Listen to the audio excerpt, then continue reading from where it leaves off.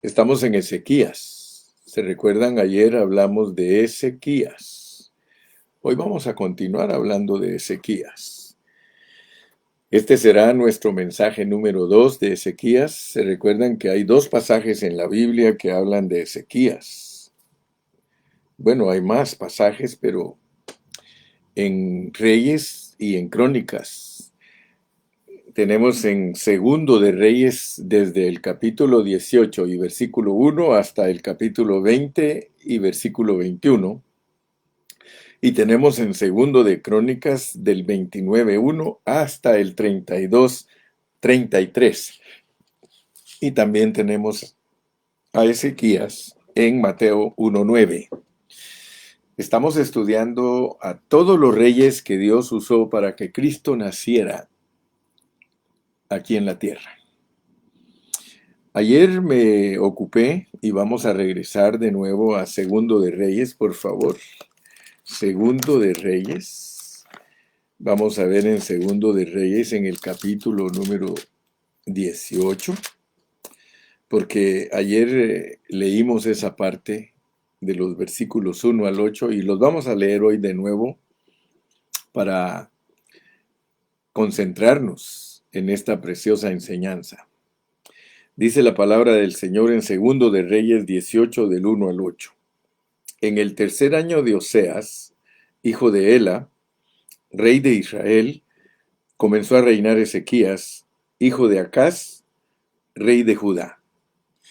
Cuando comenzó a reinar era de 25 años y reinó en Jerusalén 29 años. El nombre de su madre fue Abi, hija de Zacarías. En otro pasaje dice Abías, hija de Zacarías. Hizo lo recto ante los ojos de Jehová, conforme a todas las cosas que había hecho David su padre. Dijimos que, a pesar que varias generaciones habían pasado, aquí se le llama a David el padre de Ezequías, pero él era hijo de Acaz. Pero estos términos, padre, es porque el modelo de Dios para medir a los reyes que agradaron a Dios fue David. Muy importante entender eso, que la medida que Dios usaba para medir a los reyes, tanto de Judá como de Israel, era David, porque David era el padre de todos ellos. Eso es una analogía, es una metáfora, es una figura de que la medida para nosotros los cristianos del Nuevo Testamento es Jesucristo. David es tipo de Cristo. Y lo que nos llamó la atención y que ayer nos ocupamos en eso es que Ezequías quitó los lugares altos, quebró las imágenes y cortó los símbolos de acera e hizo pedazos la serpiente de bronce que había hecho Moisés, porque hasta entonces, hasta el tiempo de Ezequías, le quemaban incienso los hijos de Israel y la llamó Neustán, pedazo de bronce. Traté ayer de enfocarme en este pasaje para entender cómo los hombres del Antiguo Testamento enmarcaron a Dios. Cuando le digo enmarcaron, es que lo pusieron en un marco, como cuando uno pone una fotografía. Uno puede poner una fotografía en un marco. Y hasta les dije a ustedes que es un marco cuadrado. Me referí a todos los hombres que ponen a Dios en un marco cuadrado. Les llamé cuadrados. O sea que cuadrado es aquel que encuadra a Dios o lo mete a una fórmula. De acuerdo a los hombres, nosotros creemos que Dios es de esa forma. ¿Y cómo es que resultamos enmarcando a Dios? ¿Cómo es que nosotros los cristianos resultamos poniendo a Dios en un marco? No tan solamente en una foto, no tan solamente en un ídolo, aunque tiene que ver, porque de eso es lo que estamos hablando. Resulta que a los hijos de Israel la serpiente de bronce se les volvió un ídolo. Y por eso les dije que el problema que tenemos todos los cristianos es el mismo que tuvieron todos los hombres del Antiguo Testamento, que siempre tendemos a enmarcar a Dios, siempre tendemos a poner a Dios en una situación de ídolo, de estatua, de idealismo. Y les dije lo que es el idealismo, ¿verdad? Porque una idea cuando solo una persona piensa algo, esa es la idea que él tiene. Pero cuando ya se la transmite a todos los demás y todos los demás la creen sin averiguar, ese es un idealismo. O sea que ese idealismo domina en la iglesia. Y todos nosotros sabemos que hay ideales en la iglesia del pueblo, en la iglesia del Señor. Por eso hay infinidad de denominaciones. Si no hubiesen idealismos, no habrían denominaciones, pero cada denominación y cada grupo, cada secta, se dirige por un idealismo. O sea que ellos todos están convencidos de que lo que se está diciendo es verdad. Ahora, nosotros no nos movemos por idealismos. Nosotros nos debemos de mover por la convicción de la pureza de la palabra. Tú tienes que dirigirte por la pureza de la palabra. Entonces, así como en el Antiguo Testamento, que son figuras, que son tipos, que son sombras, que son cuadros, que son fotos, que son analogías de lo que Dios quiere que nosotros entendamos en el Nuevo Testamento, porque en el Nuevo Testamento se nos dice que los días de fiesta, las comidas, las ofrendas, todo es figura de Cristo, es sombra de Cristo. La realidad es Cristo y la iglesia. Amén. Muy bien. Entonces, para que quedemos bien claros, porque vamos a hablar de asuntos preciosos que hizo el rey Ezequías. Pero para entender bien a Ezequías y cómo es su aplicación a nosotros los cristianos del Nuevo Testamento, pues nosotros tenemos que ser muy amplios. Nosotros tenemos que tener un espíritu abierto. Tenemos que ejercitar nuestros sentidos cuando estudiamos la palabra. Fíjense, vamos a ir a los pasajes que estuvimos tocando ayer, pero nos vamos a profundizar más, porque Dios quiere que nosotros entendamos cómo es el asunto de volver las cosas de Dios ídolos. Si nosotros no tenemos cuidado, a nosotros nos pasa lo mismo que les pasó a los hombres del Antiguo Testamento. De hecho, quiero decirles que cuando Cristo vino a esta tierra, ese era el problema que tenían todos los religiosos. Los judíos eran muy religiosos, ellos se volvieron muy religiosos y encuadraron a Dios, lo metieron a su marco y Dios tuvo que tratar con ellos tremendamente. Fíjese que el marco de los hombres del Antiguo Testamento nos lo muestra Dios con toda claridad. Muchas veces le dijo Dios a su pueblo, a Judá y a Israel en el Antiguo Testamento, que él estaba cansado de sus sacrificios y que él lo que quería era obediencia. Desde el Antiguo Testamento Dios les habló que ellos tenían que tener un corazón circuncidado, no el prepucio, pero ellos ignoraban, pues, porque el mensaje de Dios está debajo de la letra. Si ustedes estudian a conciencia la Biblia, ustedes van a encontrar que los primeros cristianos no tuvieron Biblia. Por lo menos 4 siglos en la iglesia no hubo Biblia. Ellos tenían que convencer a la gente por medio del Antiguo Testamento que Jesucristo era Dios. Fíjese que a veces nosotros creemos que ellos gozaban del privilegio que nosotros tenemos de tener una Biblia con capítulos y versículos. No, ellos tenían un rollo. Y ahí sí que, como dicen, el que no agarraba el rollo no podía desarrollar el rollo. Una cacofonía, una repetición, como aquella de rueda, la rueda rota rozando el rostro del rapaz. Bueno, Estamos entonces que no se puede encuadrar a Dios, pero hay un peligro. Hay peligro de encuadrar a Dios, hermanos. Y por eso nosotros tenemos que orar mucho y pedirle a Dios ser sensatos, ser cuerdos, ser transparentes, ser coherentes. Tenemos que ser personas que realmente tenemos nuestro sentido en lo que estamos haciendo.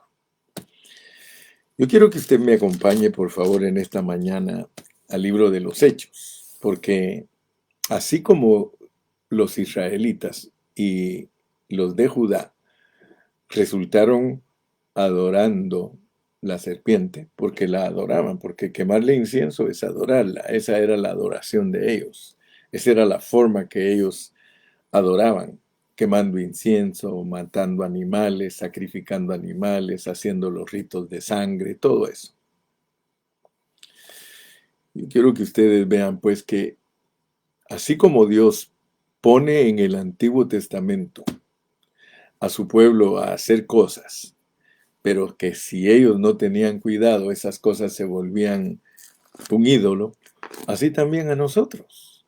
A nosotros las cosas de Dios se nos pueden volver ídolos. No crea usted que por gusto Dios pone ahí que cuando Moisés sube al monte y regresa después de 40 días encuentra a Aarón, el sacerdote autorizado por Dios, complaciendo al pueblo que adoraran el becerro de oro que les hizo.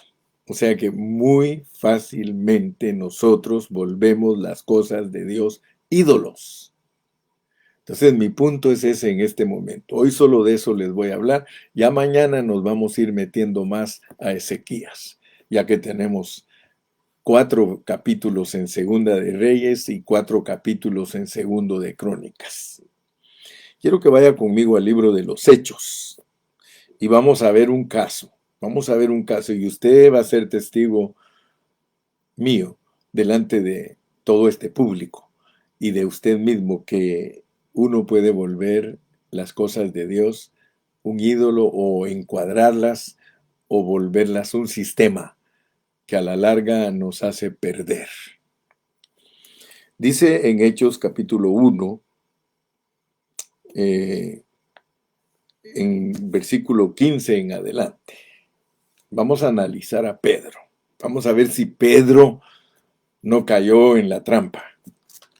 Fíjese pues, en aquellos días Pedro se levantó en medio de los hermanos, y los reunidos eran como 120 en número, y dijo: varones hermanos, era necesario que se cumpliese la escritura, en que el Espíritu Santo habló antes por boca de David acerca de Judas, que fue guía de los que prendieron a Jesús.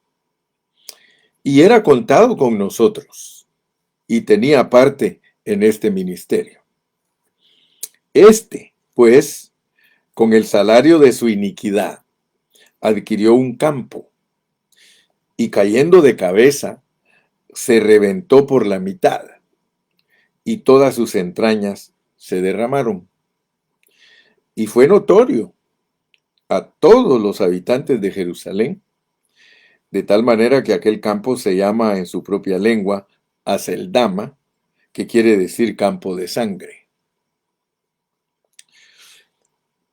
Porque está escrito en el libro de los Salmos. Fíjese, ya estaba escrito en el libro de los Salmos. Y esa es la peculiaridad preciosa de la Biblia, que todo está predicho, todo está profetizado. Dios tiene un plan perfecto. Mire lo que estaba escrito en los Salmos. Porque está escrito en el libro de los Salmos. ¿Quién podrá saber que de Judas está hablando este salmo? Solamente el Espíritu Santo. El Espíritu Santo nos dice en el Nuevo Testamento que este salmo, esta expresión que vamos a leer ahorita, se refiere a Judas, porque está escrito en el libro de los Salmos: sea hecha desierta su habitación, y no haya quien more en ella, y tome otro su oficio. Fíjese pues, se está hablando de que uno de los apóstoles de Jesucristo, que se llamaba Judas, él era del diablo. Era diablo, pues. El plan así estaba diseñado, que entre esos 12, uno era diablo, y que su habitación era desierta, quiere decir que no iba a tener hijos. Eso significa que su habitación sea desierta y no haya quien more en ella. O sea que no se puede reproducir Judas. Tiene que tomar otro su oficio. Ahora fíjese pues, ahorita va a declarar algo Pedro, porque aquí dice en aquellos días Pedro se levantó. Versículo 21. Es necesario pues que de estos hombres que han estado juntos con nosotros todo el tiempo que el Señor Jesús entraba y salía entre nosotros, comenzando desde el bautismo de Juan hasta el día en que de nosotros fue recibido arriba, uno se ha hecho testigo con nosotros de su resurrección. Fíjese pues. Y señalaron a dos. A José, llamado Barsabás, que tenía por sobrenombre Justo, y a Matías. Y orando dijeron: Tú, Señor, que conoces los corazones de todos, muestra cuál de estos dos has escogido. Fíjese, pues aquí está Pedro. Pedro está hablando. Pedro era atrevido. Pedro era valiente. Y él puso una declaración. Y está hablando, hermano, diciendo: Señor, tú conoces los corazones de todos. Muestra cuál de estos dos has escogido. Y qué tremendo, hermano, porque dice: para que tome la parte de este ministerio y apostolado, de que cayó Judas por transgresión para irse a su propio lugar. Mire pues, y les echaron suertes. Y la suerte cayó sobre Matías, y fue contado con los 12 apóstoles. Usted me dirá: hermano Carrillo, ¿por qué estamos leyendo este pasaje? ¿Qué tiene que ver este pasaje, hermano Carrillo, con lo que usted nos está enseñando de Ezequías? Si usted nos está enseñando que Ezequías quebró las imágenes y quebró la serpiente de bronce y la hizo pedazos y le llamó pedazo de bronce. Fíjese pues, así como Ezequías, que es un rey que Dios usó para quitar todo lo que los hombres idolatran. Ese era el asunto que estaba pasando con Ezequías, que él sabía que esa serpiente la había usado Dios y la había usado para sanar a los que estaban mordidos por la serpiente. O sea que es un incidente real, pero que no era para volverlo ídolo. Ahora nos encontramos con otro incidente real. Resulta que aquí no es una serpiente de bronce alzada, sino que Pedro establece y dice: es necesario, pues, que de estos hombres que han estado juntos con nosotros todo el tiempo que el Señor Jesús entraba y salía entre nosotros, comenzando desde el bautismo de Juan, fue el estándar que puso Pedro. Dijo: si alguno quiere llenar el puesto de apóstol porque eliminaron a uno, tiene que ser uno que haya conocido a Jesús desde que lo empezó a predicar Juan el Bautista. Usted sabe toda la historia, ¿verdad? Hasta que él fue recibido arriba. Eso lo puso Pedro. Ese estándar lo puso Pedro, y lo que nos hace a nosotros un poquito trastraviar y decir: ¿pero por qué tuvo que echar suerte? ¿Por qué después de que dijo que hay que elegir a uno y luego ora, Señor, tú conoces los corazones, ahora echemos unos daditos? Echemos unos daditos para ver a quién de estos dos escoge Dios. Este es un incidente que está registrado en la Biblia, hermano, y puede ser una serpiente. Puede ser una serpiente de bronce. Porque resulta que basados en esto, muchos estudiantes de la Biblia que creen que pegan centro al enseñar la Biblia, lo usan y dicen, no hay apóstoles después de los 12. No hay apóstoles. Y solo 12 apóstoles hay, y que esos que tienen apostolitis, y que estos aquí, y que estos allá. Dígame si no es cierto. Dígame si no estoy hablando la verdad. ¿Sí? Dígame. Dígame si no hoy en día todos los hermanos están metidos en un cuadro que si oyen por ahí que hay un hermano hoy día que le dicen apóstol, dicen ellos, no, no, no, no, Señor, solo 12 apóstoles, solo 12 apóstoles hay. Y yo quiero demostrarles a ustedes, yo quiero demostrarles que cuando uno estudia la Biblia, no puede uno enseñar cualquier cosa. Si uno enseña cualquier cosa, hermano, uno se constituye en un violentador de la palabra. Pedro puso un estándar. Sí, Pedro. Y fíjese que Dios lo pone aquí, el estándar que puso Pedro, porque este estándar que puso Pedro, usted dirá, hermano Carrillo, entonces no fue el Espíritu Santo el que guió a Pedro para que dijera y escribieran de Pedro esto. Sí, pero no se puede aplicar a nuestra manera. Ustedes saben quién era Pedro. Todos están de acuerdo que Pedro la regaba. ¿Sí o no? Todos enseñan eso, hermano. Pero cuando ya uno les enseña la realidad en donde la regaba, les cuesta entenderlo a los hermanos. Porque Dios usa incidentes que fueron reales para ver qué hacemos nosotros. Sí, a ver qué hacemos. Fíjese que entonces, según Pedro, después de que eligieron a Matías, ningún otro puede ser apóstol. Fíjese pues. Vámonos pues a seguir a Pedro aquí en Hechos, porque por eso se llaman Hechos. Y nos vamos a ir hasta el capítulo 10. Capítulo 10 de los Hechos. Sí. Y usted me va a decir, por favor juzgue, porque nosotros somos expositores, no somos impositores, somos expositores. Y yo no estoy tratando de introducir en la iglesia un idealismo.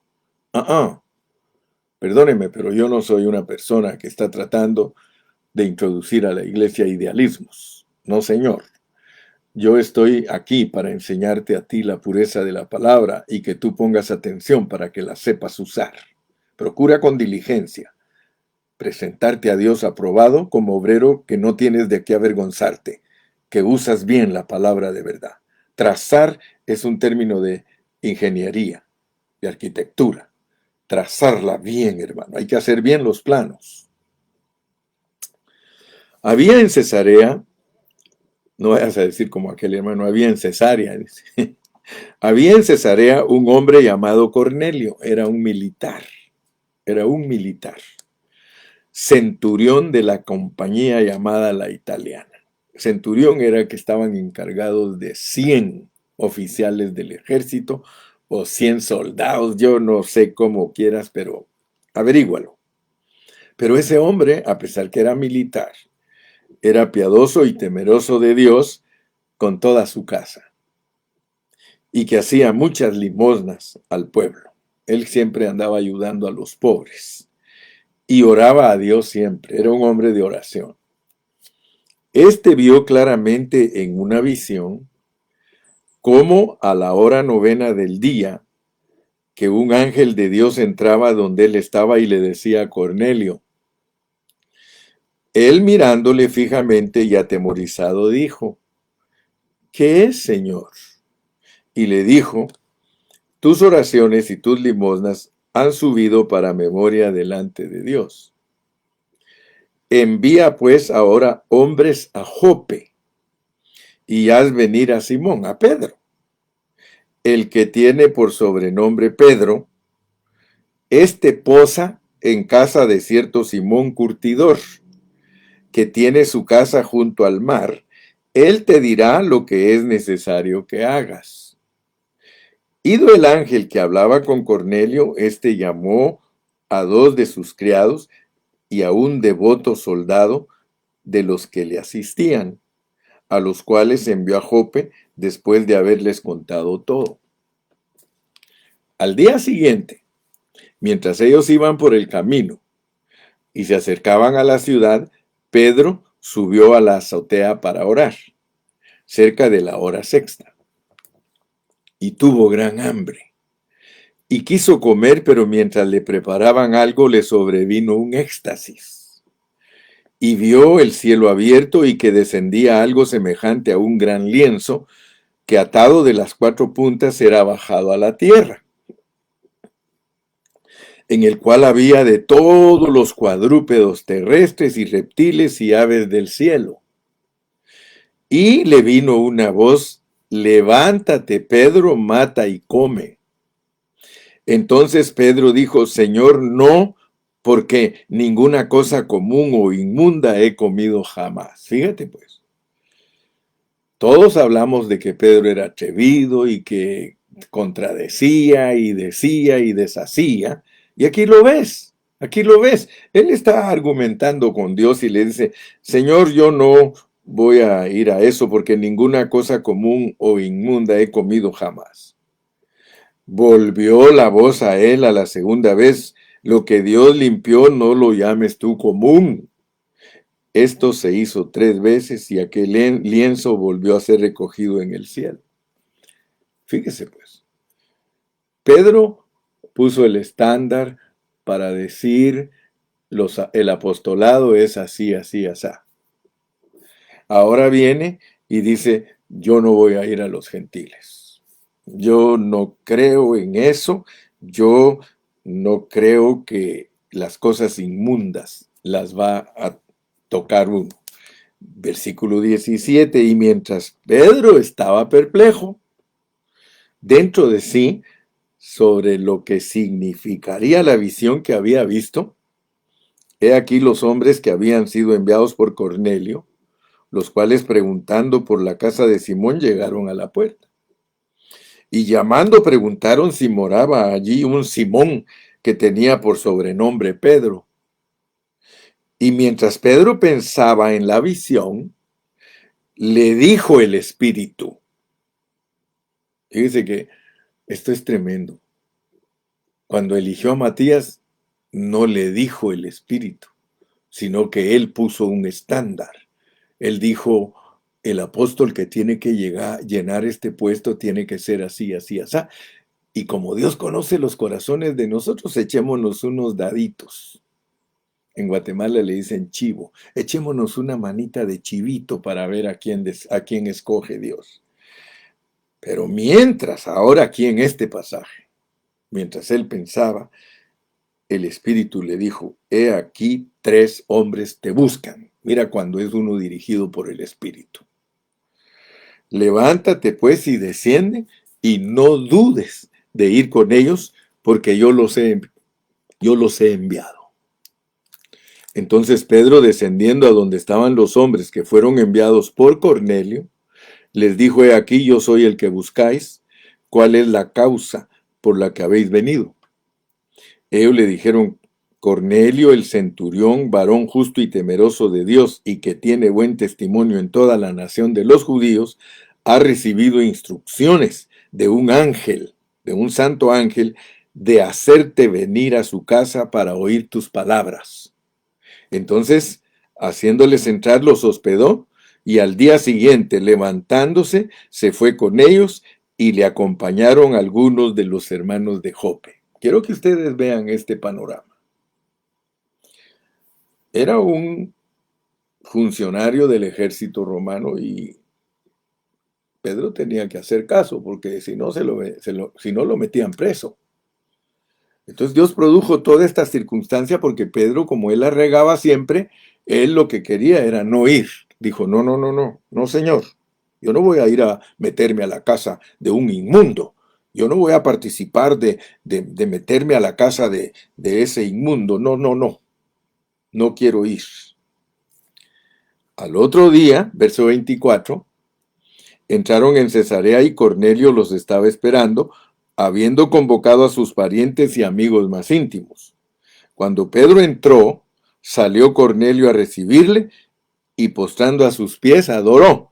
Mas Pedro se levantó diciendo, levántate, pues yo mismo también soy hombre. Eso sí, nunca aceptaron que los hombres se humillaran ante ellos. Y hablando con él entró y halló a muchos que se habían reunido y les dijo, vosotros sabéis cuán abominable es para un varón judío juntarse o acercarse a un extranjero, pero a mí me ha mostrado Dios que a ningún hombre llame común o inmundo. Vamos a discernir, pues, vamos a discernir.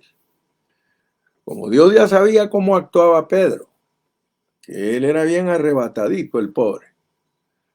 Entonces, en el incidente de llevar la palabra a los gentiles, Dios no lo dejó que él decidiera, porque es capaz de decidir otra cosa.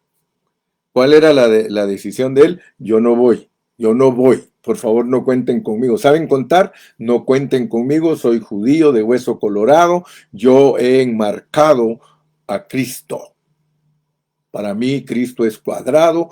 Para mí, lo que Dios nos dio a los judíos es cuadrado y no lo podemos desparramar. Fíjese, pues, fíjese.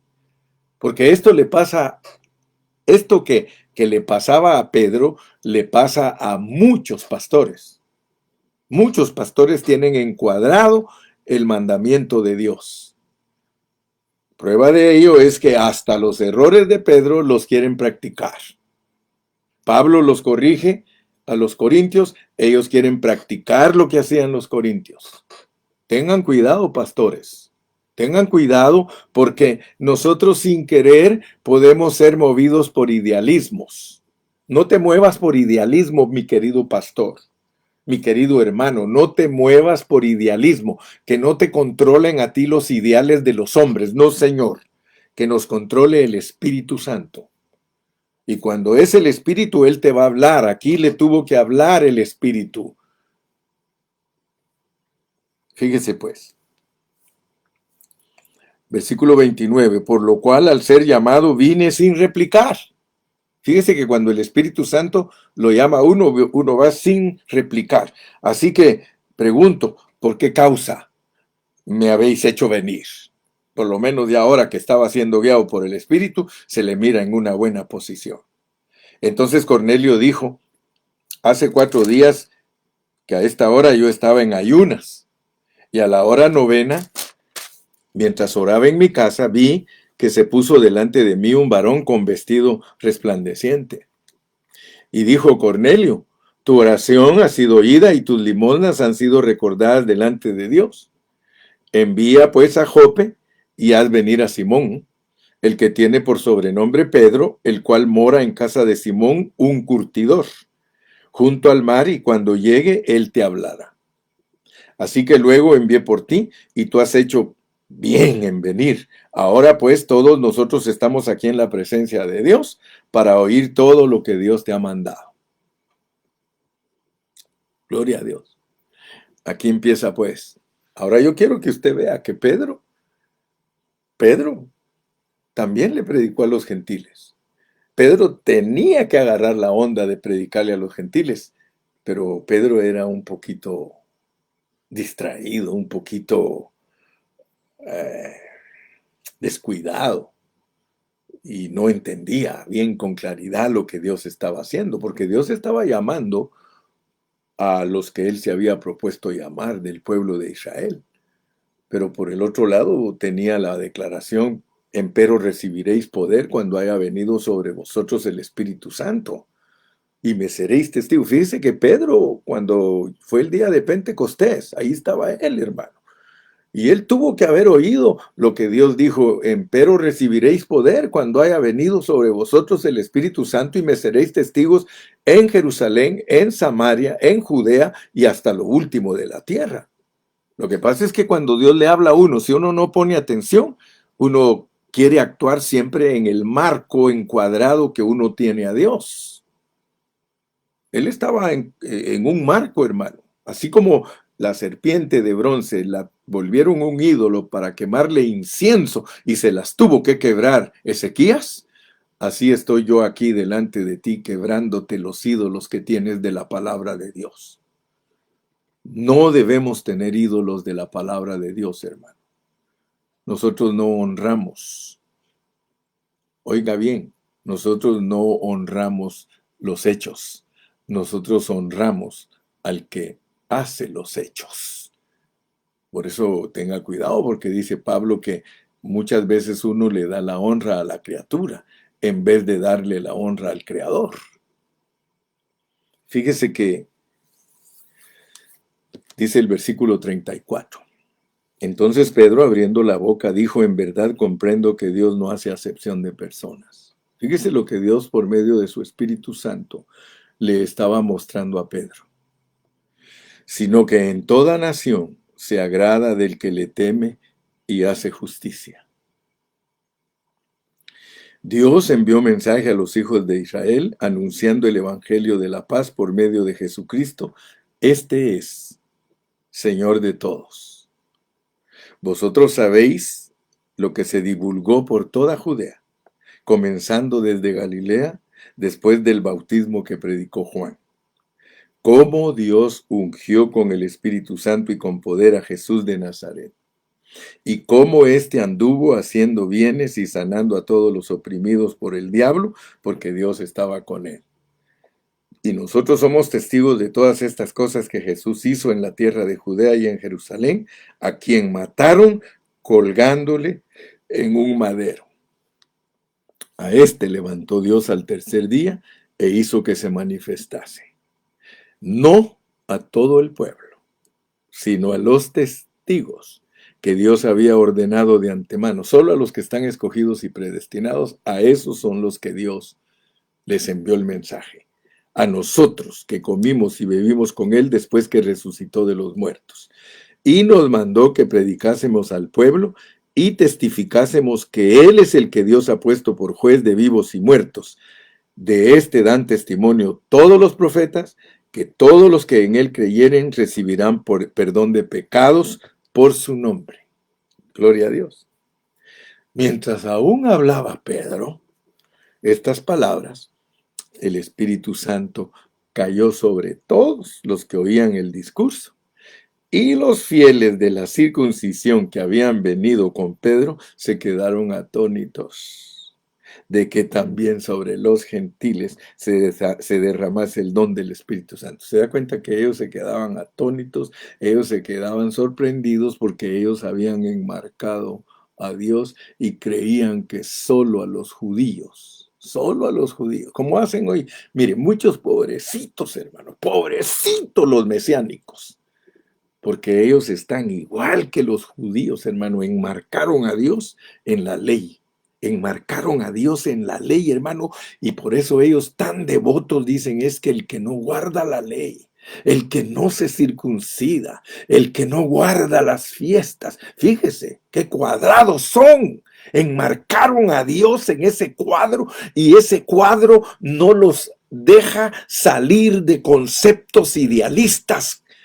No los deja salir del idealismo que un día ciertos hombres con artimañas les han ministrado. Hermanos, y el mensaje de Dios es claro, porque oían que hablaban en lenguas y que magnificaban a Dios. Entonces respondió Pedro: ¿puede acaso alguno impedir el agua para que no sean bautizados estos que han recibido el Espíritu Santo también como nosotros? Y mandó bautizarles en el nombre del Señor Jesús. Entonces le rogaron que se quedase por algunos días. Ok. Hasta aquí como dijo el dicho del hermano aquel, aquí vamos bien, decía la loca, y la llevaban del pelo. Fíjese. Vemos pues que la intención de los judíos era no ir a los gentiles. No ir a los gentiles. Debido a todo lo que estableció Pedro. Mire el problema que había, pues. Vámonos a Hechos 15. Había un problema serio debido a las declaraciones que hizo Pedro de que solo podía ser apóstol aquel que desde Juan el Bautista hasta que Cristo fue recibido al cielo podía ser apóstol. Mire el gran problema que causó la declaración de Pedro. Mire el gran problema. Si Pedro se hubiera dejado dirigir por el Espíritu Santo para elegir a Matías, otra historia fuera, hermano. Pero mire lo que pasó, mire, por eso le digo, hermano, si estudiamos la Biblia a nuestra manera, pues vamos a predicar a nuestra manera y no vamos a predicar la verdad. Capítulo 15 del libro de los Hechos. Mire cómo dice. Entonces algunos que venían de Judea enseñaban a los hermanos. Fíjese pues, mire el marco de los discípulos, porque el asunto es de que los primeros cristianos eran judíos, pero ellos enmarcaron a Cristo. Ellos eran cuadrados, igual que los del Antiguo Testamento. Mire, entonces algunos que venían de Judea enseñaban a los hermanos, si no os circuncidáis conforme al rito de Moisés, no podéis ser salvos.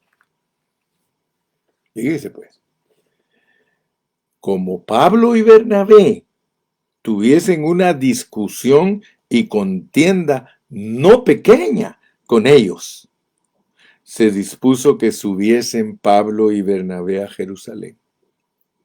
Y algunos otros de ellos a los apóstoles y a los ancianos para tratar esta cuestión. Esta cuestión era cuestionable. Habían enmarcado los judíos cristianos, como han hecho hoy los mesiánicos. Los mesiánicos son judíos convertidos a Dios. Ellos se creen judíos, pero están convertidos a Dios, pero tienen enmarcado a Dios en este sistema. Ellos, pues, habiendo sido encaminados por la iglesia, pasaron por Fenicia y Samaria, contando la conversión de los gentiles, y causaban gran gozo a todos los hermanos. Y llegados a Jerusalén, fueron recibidos por la iglesia, y los apóstoles y los ancianos, y refirieron todas las cosas que a Dios había hecho con ellos. Pero algunos de la secta, fíjese pues, desde entonces hay sectas, pero algunos de la secta de los fariseos, que habían creído, hermano, no, estos fariseos no eran cualquier cosa, hermano, eran personas que creyeron en Cristo y eran fariseos, eran una secta, ellos eran una secta y creyeron en Cristo. Se levantaron diciendo, mire lo que se levantan las sectas diciendo, es necesario circuncidaros. Dígame si los mesiánicos no son una secta. Dígame si los judíos no son una secta. Es necesario circuncidar. Cualquiera que nos enseñe que es necesario circuncidarnos, guardar las fiestas de Israel, sí, hermano, guardar el Sabbat, cualquiera que nos enseñe eso, es una secta. Es necesario circuncidarlos y mandarles que guarden la ley de Moisés. Una secta siempre manda que se guarde la ley de Moisés. Vamos al versículo 6. Y se reunieron los apóstoles y los ancianos para conocer de este asunto. Y después de mucha discusión, Pedro se levantó y les dijo, otra vez Pedrito, varones hermanos, vosotros sabéis cómo ya hace algún tiempo que Dios escogió que los gentiles oyesen por mi boca. Dígame si no le había... Fíjese, mire lo que está diciendo Pedro. Varones hermanos, vosotros sabéis cómo ya hace algún tiempo que Dios, ¿y por qué no quería ir? ¿Y por qué no quería ir? Se da cuenta que tenía problemas, se quedaba perplejo, se quedaba pensando, porque no es fácil discernir lo que Dios nos ha mandado a hacer, hermano. El gran apóstol Pedro, un hombre que amaba a Dios, un hombre que se arrepentía, pero tenía incertidumbres, hermano. No me vaya a decir que usted no las tiene. Lo que pasa es que nosotros creemos y damos por sentado que nosotros hemos entendido todo. Aquí está un Pedro, hermano. Por lo menos era sincero, hermano. Dice, ustedes saben cómo ya hace algún tiempo que Dios escogió que los gentiles oyesen por mi boca la palabra del evangelio y creyesen. Y Dios, que conoce los corazones, otra vez su expresión, les dio testimonio dándoles el Espíritu Santo lo mismo que a nosotros. Y ninguna diferencia hizo entre nosotros y ellos, purificando por la fe sus corazones. Fíjese pues, Pablo y Bernabé tuvieron que venir a Jerusalén a presentarse ante los ancianos y ante los apóstoles para decirles lo que estaba pasando en el campo, lo que estaba pasando allá en la evangelización. Hermano, esto no es juguete. Nosotros no tenemos que andar jugando cuando evangelizamos. Nosotros no debemos de andar como los testigos de Jehová y los mormones y muchos cristianos que andan buscando gente para su grupo. Por eso es que Dios condenó a los fariseos, porque les dijo, ustedes cuando proselitan a la gente la hacen más hija del diablo. Fíjese qué tremendo es ese asunto, hermano. Cuando uno actúa como sectario, hermano, para atraer gente a su grupo, uno se vuelve más hijo del diablo. Mire pues, aquí está Pedro hablando y dice, ninguna diferencia hizo entre nosotros y ellos, purificando por la fe sus corazones. Ahora pues, ¿por qué tentáis a Dios, poniendo sobre la cerviz de los discípulos un yugo que ni nuestros padres ni nosotros hemos podido llevar? Cumplir la ley no se puede. ¿Por qué ustedes andan enseñando eso? ¿Por qué ustedes quieren que las personas cumplan la ley si eso no se puede? Nuestros padres no lo pudieron cumplir. ¿Cómo vamos a ir nosotros a pedirle cosas exteriores a la gente, hermano? Mire, es que esto es serio, hermano. Esto es serio. Fíjese pues, si usted sigue leyendo, usted se va a dar cuenta que ellos llegaron a un acuerdo para que nosotros entendamos lo que la iglesia debe de pedir. Hermano, la iglesia no debe de andar pidiendo un montón de cosas que piden los cuadrados. Los cuadrados piden de todo, hermano, menos lo correcto. Mire cómo dice el versículo 19, después de que entendimos todo esto. Por lo cual yo juzgo que no se inquiete a los gentiles. Mire, hermano, las iglesias de los gentiles no son judías, pero muchos hermanos hacen lo que hacen los judíos. Muchos hermanos pastores quieren que las congregaciones se parezcan a los judíos. Hermano, eso es secta. Yo conozco hermanos que son tan preciosos y conocen la Biblia de una manera profunda, hermano, pero no se han podido liberar de este sectarismo ni de este enmarcar a Dios en un cuadro legalístico. Yo conozco hermanos que son preciosos para explicar la Biblia, hermano, y quieren que la gente sea de comida kosher, que sea como judío, que busque como judío. Miren lo que dijo Pedro, por lo cual yo juzgo que no se inquiete a los gentiles que se convierten a Dios, sino que se les escriba que se aparten de las contaminaciones, de los ídolos, de fornicación, de ahogado y de sangre. Fíjese, hermano, y mire, si usted es sabio, hermano, para la iglesia gentil, solo pide Dios 4 cosas. Solo 4 cosas son las que nosotros los gentiles tenemos que cumplir Deje ya de usted estar pidiéndole a los hermanos que cumplan otras cosas, porque cuando nuestro mensaje es cuadrado, en vez de ayudar a los hermanos a que Dios los transforme, nosotros les imponemos cargas que ni siquiera nosotros mismos podemos llevar. Mire, lo vuelve a repetir en el versículo 29, que os abstengáis de lo sacrificado a ídolos. Hermano, no podemos participar en comer cosas sacrificadas a los ídolos. Si usted sabe de alguien que está sacrificando algo a los ídolos, hermano, usted no tiene que comérselo. Ahora, si es maduro, pues estudia a Pablo y Pablo le va a decir cuándo sí se lo puede comer. Que aún hasta en eso hay cierta flexibilidad de parte de Dios. Que os abstengáis de lo sacrificado a ídolos, de sangre, de ahogado, no mates las gallinas ahogándolas, y de fornicación, de las cuales cosas, si os guardaréis, bien haréis, pasadlo bien. Fíjese que esto es tremendo, porque debido a las enmarcaciones que hizo Pedro, a Pablo no lo aceptaban como apóstol.